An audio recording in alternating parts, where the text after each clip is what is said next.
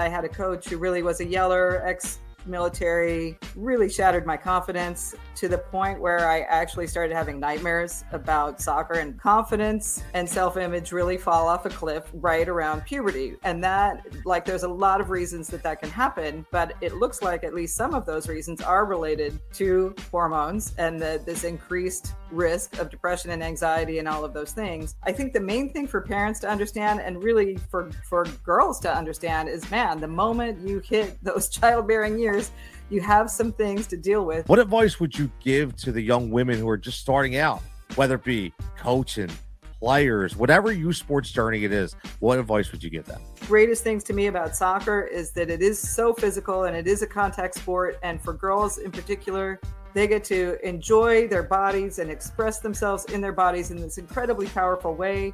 Enjoy that, and don't be afraid of competition. Enjoy the competition. Welcome in, everybody, to another episode here of Fighting for Overtime. I'm your host, Coach Tony, as always.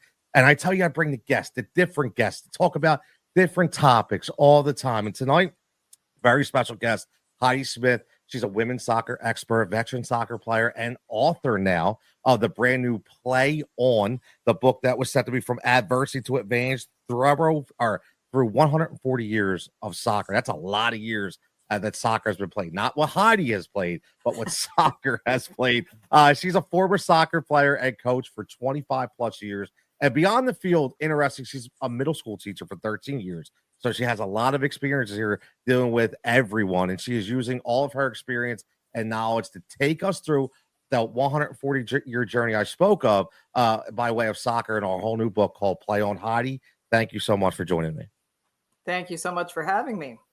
Absolutely. I'll be honest, every now and then, for being in the PR world and the sports media world, I get sent a lot of different emails from a lot of different publishing houses. And every now and then something strikes me. And when this came in, I'm my daughter's 25. So I'm a big advocate for women's sports. I know what my daughter went through. I coached my daughter for years. We were always second best. We were always waiting for practice time. We always got the worst jerseys. Like, I get it, right? I get it. So when this came in, I was like, wow, this looks really interesting. So, I'm really interested to hear basically what made you, obviously I know where the concept came from, but what made you say, you know what, I need to put this 140-year journey out there? It was a couple of things. Part of my teaching career was teaching history. And so I definitely am a fan of history. And as a former player and coach, I was interested in just what is this history in women's soccer. But when I went looking for it, it just wasn't there. And there were a lot of books that were aimed at a YAA audience. And there were history books that were really focused on kind of specific eras in the women's game. A lot has been done about England in the 1920s, but there wasn't anything that was kind of a comprehensive look at where we've been and where we're going. And I decided that I wanted to fill that void. And then also I would say it was a bit of, I didn't really realize this going into it, but I think it was a bit of closure for me personally, because there were a number of things that I experienced as a player and a coach where it was like, why did that happen? And this really gave me some of those answers just along the way. Listen, and for everybody listening right now, Play On, From Adversity to Advantage through 140 years of women's soccer. Amazon right now. I have all the information in the description. Comes out September 9th, right? It comes out September 9th. I was lucky to have the advanced reader's copy. So, and there's a lot of stuff I didn't know, a lot of very interesting stuff within this book. And it gives you said you were a history teacher. It does. It gives you a history lesson. I love going back and looking at history. So, speaking of that, your personal experiences, obviously as a player, as a coach, and maybe even as a teacher, how did they shape the themes in this book, whether it becomes of sexism or identity? That's a great question. I think so. When it comes to sexism, it's funny because when I was a Title IX baby, I started playing when I was 6 years old, which was the year that Title IX was enacted. Okay. And I know that you were a soccer coach as well, or have been. And at the time it began in like that Title IX began, it was right around the same time that soccer was just sweeping all these suburban neighborhoods. And the thing was that nobody really knew what it was or how to play it. And so for a long time as a kid and as a teenager, it wasn't like I was experiencing more discrimination from being female. It was like no one is really interested in this sport. And so we were kind of all in it together. And there was sort of this feeling like it was sort of a suspicious sport. Like you might be for it or communist or something. If you're into this, what's wrong with you? And it wasn't until I got to college that I started to notice, wow, people are treating me differently because I'm interested in playing at this level, and I'm just getting this response that is as if by the mere fact of playing and wanting to play at a higher level that I am somehow this sort of threat to social order, which was just odd. And then when I started looking into the history, that's very much how the media has treated female players for the last 140 years in various forms. And then when it comes to identity, I'm, like a lot of athletes, I had my identity very much wrapped into being a player. And I lost that identity twice, once through just a really negative coaching experience, and then secondly through injury. And so I know what it is to just have that, just to have to grapple with that loss, because it is a loss and a real recalculation of who you are. No, you bring up a good point. You just said from a negative coaching experience, and it's one of the reasons why I started this podcast a lot, because not only for the achievements of our youth, but the anxiety and the mental barriers that we face. Because a lot of people don't understand that, male or female, doesn't matter. When you're growing up and you have a negative experience, it can really, you just said it can continue to just combine your brain so much that you don't even know who you are anymore. And then your love of the game just goes down. That game that you work so hard to get to, now all of a sudden you don't want to play anymore. So I think that's huge. Now, looking at youth sports as a whole, do you think that, over your experiences, you see more of that happen through your coaching ranks? Obviously not from you, but maybe from players that came to you from negative situations? So I can't really speak to that too much, just because I've been out of that world for a while. Okay. I think that what's happening now, which I think is really positive, is that there is more focus on safe sport. There is more light being shown on all of these issues when you have things like the NWSL scandal coming to light, and then looking at how that played out all the way through all the youth leagues in soccer in the US. I just think there's more awareness, and that's good. It doesn't mean that the issue's gone away, but I think that people are looking at it more. And so hopefully that will shift some things. Now, looking at being, obviously we talked about how right now the rise of women's sports, and I think a lot of it, obviously, I'll be honest, maybe you may agree or disagree, but I think a lot of this happened a while ago with the USA Olympic team.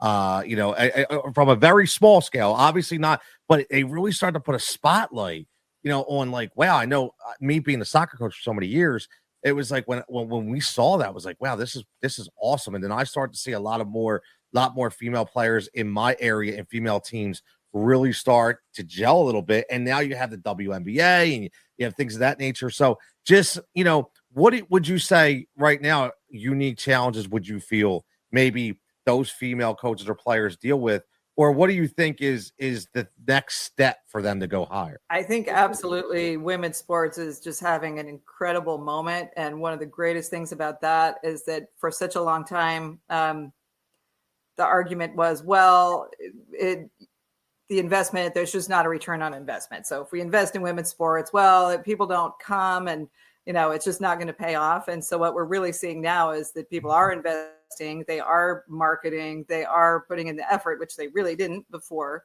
And so there is this incredible surge happening as a result. At the same time, there are fewer female coaches in the NCAA now than there were in like 1980, I believe, in women's soccer. Recruitment is a huge problem in like across age levels. And I think that women still have trouble looking like in terms of representation, in terms of who do I look to as a mentor if I am an NCAA coach or if I am looking to coach at the national team level. It's still like a handful of people. And so that's a challenge. But there's another challenge that is internal, and I want to get into that, but I know you have and it really relates to your next question because it's for females in general. So let's talk. Sure. I mean, one of my favorite quotes, and I've said this earlier about me coaching softball, and I've had these discussions with people, and they said, "Man, coach told these girls are hard." I'm like, no, it's different. Like, to me, it was always different. And what I mean by that is, girls are very different when it comes to the emotional side of coaching, how to deal with them. And I luckily for me, I mean, I had a daughter, so I understood that part of it. I could say to my wife, like, the hell's going on here? How do I do this? Like, I'm not sure, because I remember I started when they were 8, and the conversations that they were having on the sidelines and the reactions they were having at 8 was a lot different at 13 and 14. So basically, thinking about that, how would you characterize that emotional side of coaching when it comes to coaching females? So it's a really interesting question. And it's actually one of the questions that drove my interest in this book, because in writing this book, because I'd heard this quote from Tony DiCicco, who was the head coach of the U.S. women's national team in 1999. And he said something to the effect of, the difference between coaching men and women is that if we're having a bad game and we go into the locker room at halftime and it's a bunch of guys, and I say, some of you are you're really not pulling your weight and you got to pick it up. Let's go. Then every single guy in that locker room is going to just say, oh yeah, I know who he's talking about. It's not me, but I know who he's talking about. And if I go into a locker room full of women, say the same thing at halftime, then every single woman in that locker room is going to say, oh God, he's talking about me. And I wanted to know, A, is that true?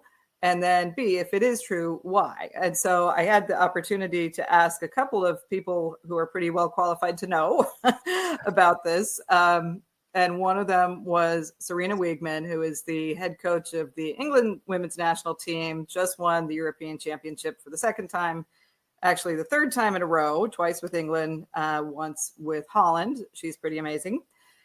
And she has coached both men and women. And she said, you want to be specific with girls and women. They have a bit more of a tendency to, if you're not specific and you just make sort of a general statement in your feedback, they fill in the gap much more than men do. And it might be more negative. She said being specific is a good idea regardless, but that was one thing. And then another thing she said was that if you're looking at behavior within a team, you really want to get to the root of what that behavior is, because girls, if you're coaching girls, they're going to, again, fill in the gaps, come up with their own reason for the behavior if it's a teammate or whoever, and they're much more likely to go off and form little groups that you then have to navigate as a coach and break that up and bring everybody back together. But then I also got the chance to ask Dr. Colleen Hacker about this, and she was the mental skills coach for the U.S. women's national team through, I think, 2 World Cups and 2 Olympics, and works with Olympic athletes and all these people. And she said a couple of things. The first thing she said was, well, that wasn't Tony DiCicco. That was Anson Dorrance. And that's not true. Okay. So, and she said, there's no, I think I had used the word confidence gap. And she said, it's not a confidence gap. It's an attribution gap. And I went, well, what does that mean? And so she said that research has found basically that we have 2 kinds of stories that we tell ourselves when either things are going well for us or when they're going badly for us. And so we can tell ourselves that there's an external reason. So things went well or badly because of something beyond our control. So maybe someone just was having a bad day, but it wasn't my fault. Or, well, that coach just doesn't like me, or whatever it is. Or it's an internal factor, and it's either I'm amazing and I'm great and this is why this happened, or I'm just terrible and no one will ever love me. And I mean, I'm exaggerating a little bit, but the point is, and how it relates to sports, is that men in general, obviously not across the board, but in general, tend to attribute their successes to internal factors. So it's because I'm great, that's why I'm successful. And their failures to external factors like, well, it was just a bad pass. That was my whatever, but it's on something else that's not me. And with girls and women, it's the opposite. So successes are just, well, I was lucky. I was in the right place at the right time. My boss likes me, whatever it is. And my failures are, I'm just not any good at this. Or Colleen Hacker actually brought up the example of The Bachelor, which I thought was hilarious. Just not what I thought she would be talking about. But she said, on that show, the women are always like, oh, if they get rejected, no one's ever going to love me. It's And I thought that was interesting and certainly resonated with me, just being a woman, how I've experienced success and failure in my life. And so that relates to both players and how you coach girls, just bearing that in mind, but then also women not applying for coaching positions, because Dr. Hacker brought up the fact that with this mindset, a lot of women kind of preemptively take themselves out of the running for positions that they're really qualified for, and that we really see that in coaching. So it applies just to sports in general, I think.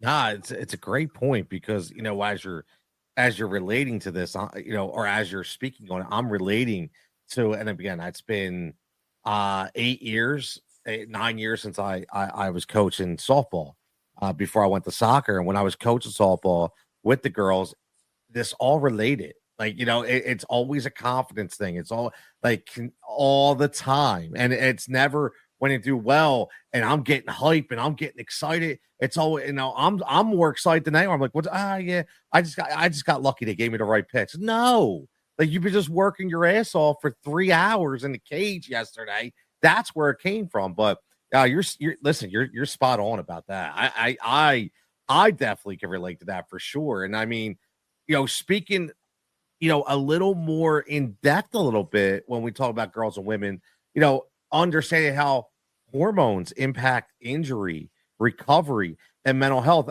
specifically injury. Because I dealt with, maybe you tell me if I'm right or wrong, but we speak about confidence. Girl gets injured. Maybe her confidence, it takes more time for her to be more confident with herself out on the field than it does a guy who just thinks, you know what, I'm good. I'm going out there. I'll be fine. How is that a difference when we talk about those hormones when it comes to injury and recovery? A couple of pieces with that. One is that we've found that I did not do this research, but people. Okay. Well, we can take credit for this. It's all right. Thank you.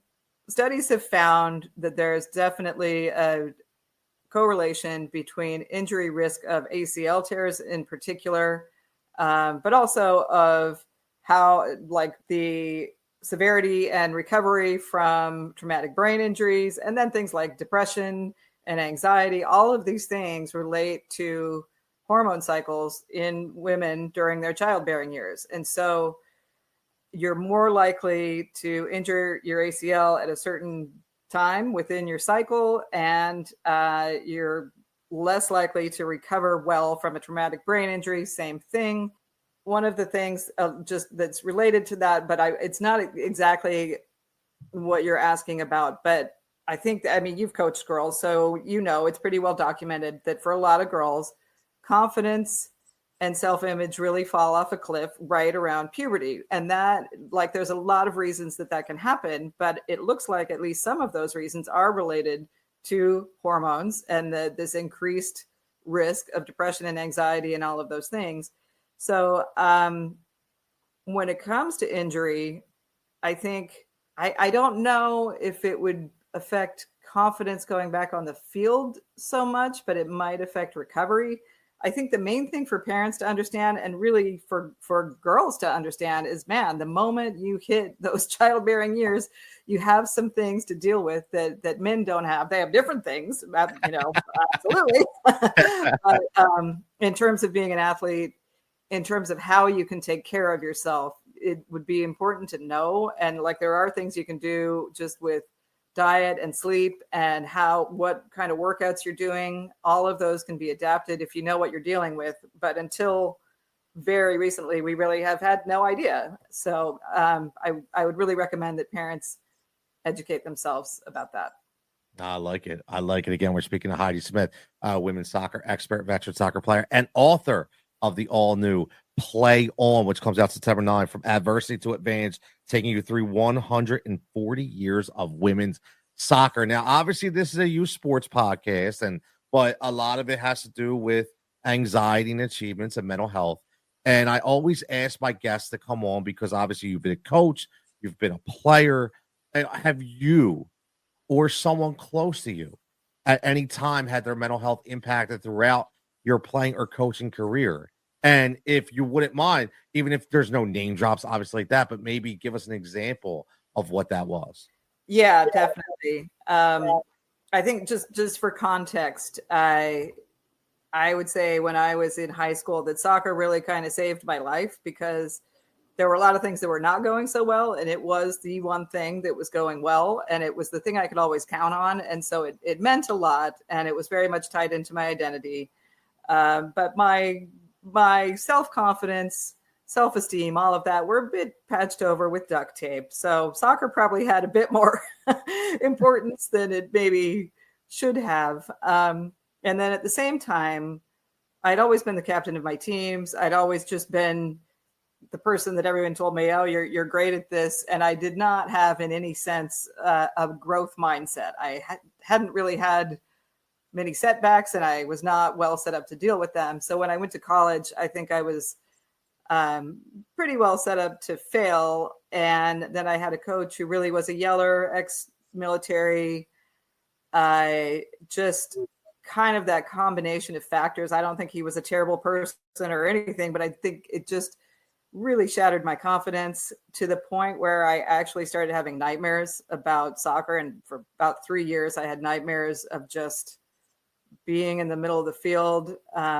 with the whole games just going on around me, and I'm just completely paralyzed, and I'm afraid to move because I know I'm going to make the wrong move. And it just took quite a while to come out of that and start playing again.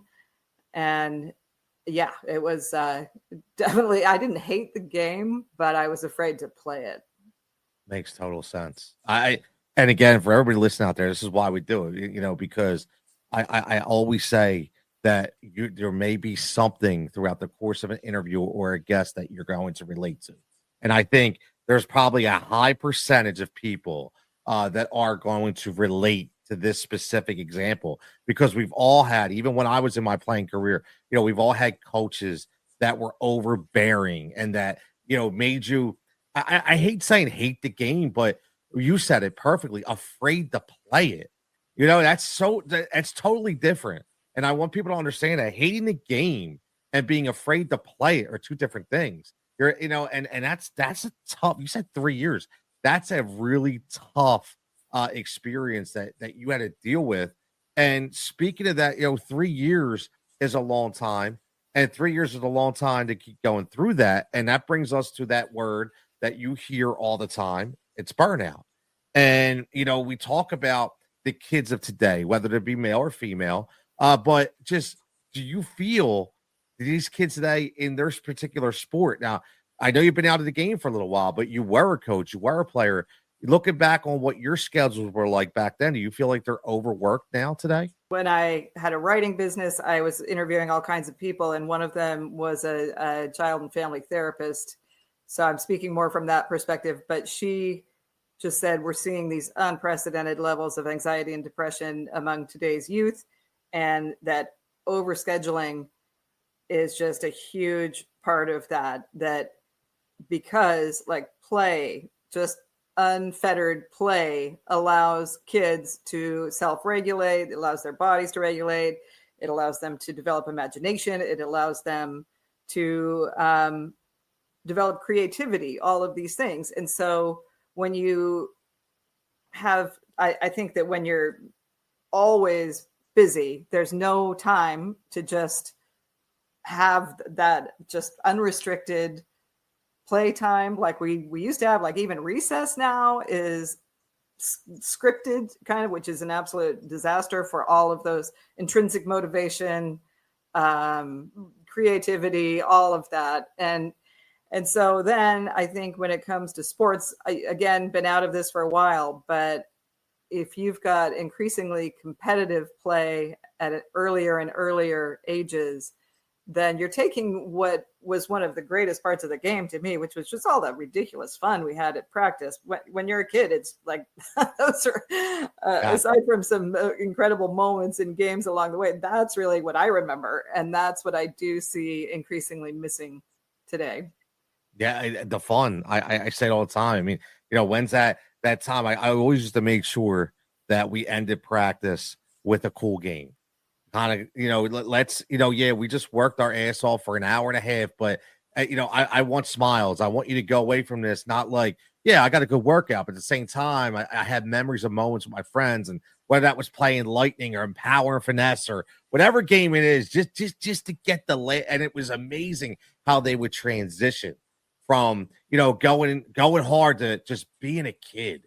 And I love it. And that's why I keep saying this, man. Memories and moments are so important to me. They always have been. So I relate to that 100%. Now, do you think this is probably a loaded question, and this could be very generalized, but do you think maybe parents push their kids more today towards a sports career that they don't want, meaning maybe they never had that, or maybe the kid doesn't actually want to play in a high elite travel program, but their parents are pushing them towards it because they're like, no, you have to be up in this upper echelon. You have to play at this level. What I can say is that I've heard more stories, and this is all just kind of from hanging out with humans, not from being in the coaching world per se, but I'm hearing more stories of parents expressing their disappointment that their kid didn't stick in that program or didn't want to go and play in college, and their kid turning around and just telling them, no,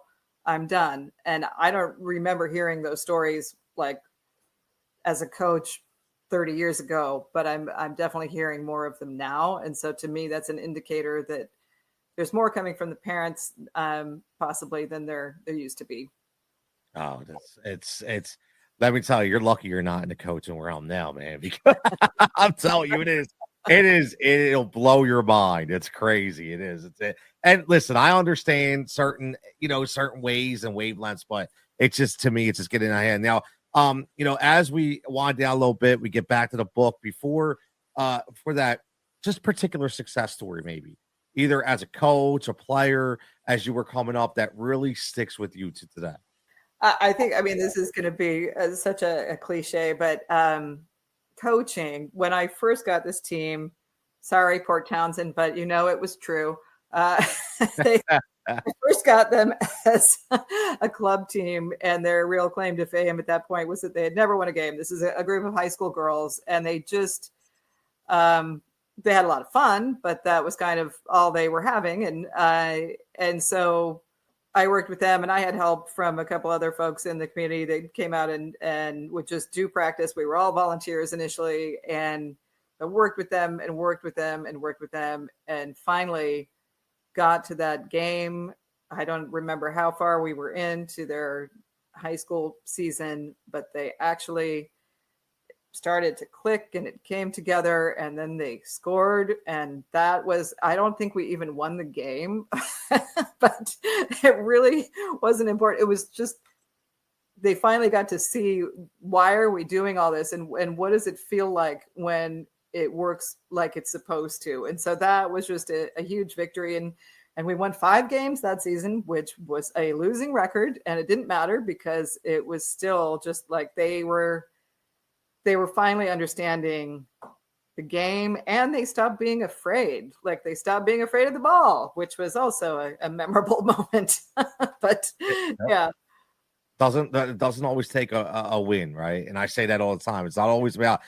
I'm a big believer in memories of moments, and you said it right there. You know, you might not even have won the game, but that was a moment, right there. It was a memory that you still remember to today. I think that that is huge. Now, bring it back a little bit to play on, and you know, in what ways? Obviously, we talked about why you were intrigued by elaborating on the history of the game and this topic. But looking at everything we've just talked about for the last 25 minutes, in what ways does play on confront the culture of silence around abuse in women's sports? And what change do you hope that this book sparked? In a couple of ways. One of the things that I talk about is the NWSL scandal with the sexual abuse and the verbal abuse and all of the abuse that went on, and the fact that players were really afraid to say anything because they didn't want to undermine the league, because the league was so fragile, and 2 women's soccer leagues had already folded, and so they were really in this incredibly hard position, which I think thankfully we're out of now, or at least we're much better off than we were. Another piece is what's going on right now in Iran with women fans who still are very much struggling to even be able to watch games without getting beaten up or sent to prison. It's gotten a little bit better, but not a whole lot. And the Afghanistan women's national team is in exile, mostly in Australia, not recognized by FIFA, so FIFA has the power to do something about Iran. And FIFA also has the power to do something to recognize the Afghan women's national team, and they're not doing it. So my hope, I guess, on a basic level, is that anyone reading the book just recognizes what is not okay in coaching. And so if they find themselves in a similar situation, that they know the signs and like, wait, okay, let's deal with this. And that FIFA gets inspired, that there's a little more pressure put on them, and that they get inspired to actually act. That would be a good thing. Pressure works. I will say this, and I really, as I do these interviews and I do these sessions, it's sometimes when the guest talks about specific things, it really says, wow, like this is so relatable. What you just said about this whole dilemma and saga is, in my mind, exactly what I talk about all the time. Like I say, I'm not going to change youth sports. Like I'm not. However, I want to bring awareness to it. And I hope that people who listen to the podcast or listen to some of the streams that I do will say, you know what? Now there are the signs when I have an 8-year-old just starting out as a younger player, when they get to be 12, man, I really have to look out for, these travel signs, or, the coaching that, these experience that they've talked about. So I love that. I do love that answer, because it's so true. Now, how does play on use the game of soccer to explore the deeper themes, and I love this word, of resilience, community, and the emotional toll of fighting to belong? Man, it just goes for fighting for overtime. I love it. That's all fighting to belong. Wow. Well, I mean, one of the things that struck me in just doing all the research and talking with a lot of people is how much all of these women really have had to rely on each other through all of these struggles. And they very much have. And I think of at one point, and I could not tell you what year it was, it's in the book, but Yep. the U.S. women's national team, they were fighting with their federation, and they just weren't getting the pay they deserved, the contracts, all of that. And U.S. Soccer had a habit of saying, okay, well, we're going to bypass you and go to the U19, like we'll go to the U20 team, and you guys are all going to boycott. No, we'll just go with these guys and move on. They got all of the veteran players got on the phone, called all the U19 players. They called all the U17 players, all the U15 players. They got every single player in the entire, like every senior, junior team to boycott. And that moved the mountain. But that was just an example of, wow, just sticking together. And then in terms of the toll it takes, I really think of Canada in the 2023 World Cup. Just with they went into the She Believes Cup that year with their federation threatening to sue the players union, and sue individual players. And all they were asking for was just basic things like just equipment, training camp, getting paid, nothing really unreasonable. And they were really clear that it had a huge impact on their ability to compete in those tournaments, because their livelihood is threatened and they're just given no respect by their own federation. And I think it does take a significant toll. It's emotionally and physically. That's the thing. It's crazy. I mean, because I say all the time, everybody goes, oh, well, emotional is not physical. But emotional turns into physical because it just screws you up so bad that you don't want to do anything. So to me, it just physically completely I don't even know what word I wanted, but it kind of defeats you, so to speak. Now, lastly, what advice would you give? I know this is like such a cliche statement, but it's so true because, I will be honest with you that so many times, whether I do self-reflection episodes, whether I have guests on, I always get at least one or two people that either email me or send me a direct message to just thank me for, elaborating, or thank the guest for elaborating on certain things that they said. I'm going to have my daughter listen to this, or I'm going to have my son listen to this. She needs to hear this. He needs to hear that. So, but for you specifically, because this is built on, on the female perspective, what advice would you give to the young women who are just starting out, whether it be coaching, players, whatever youth sports journey it is? What advice would you give them? Coaches, I'm going to have to think about it for a moment, but players, if you're thinking about youth players, my answer is a bit of a cliche, and that is just have fun. And it's really those memories, like we've been talking about, that's what you're going to end up with. And the reality is that very few of us are going to play professionally. Very few of us are going to, like, some people will play in college, and that's great. Not to discourage that at all. But for those of us who aren't and didn't, just enjoy it, especially if you're a child and you're starting out. It is a game, and enjoy it. Have fun with it.